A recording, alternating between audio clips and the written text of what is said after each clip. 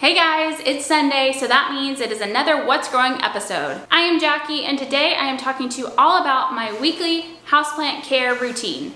I know last week I totally didn't post a What's Growing episode. I know consistency is key with YouTube, but I just didn't make it, so this is my 5th What's Growing episode. If you would like to subscribe, my channel is all about motherhood, homeschooling, gardening, also houseplants, essential oils, really a lot of different things. So be sure to subscribe and click the bell so that you can get updates for whenever I have new videos come out. Today, I am showing you what I do every week for my golden pothos, my snake plant, and my arrowhead plant. And I bring them outside once a week and let them get sun and water them. I take them off of their hanging spots. A lot of them are hanging, and I just let them get some fresh air. It is really hot right now here in Austin, so I don't leave them outside very long, but I'm gonna show you guys my process of getting them out and bringing them out in a more of a cinematic style video. So grab a cup of coffee and let's get started.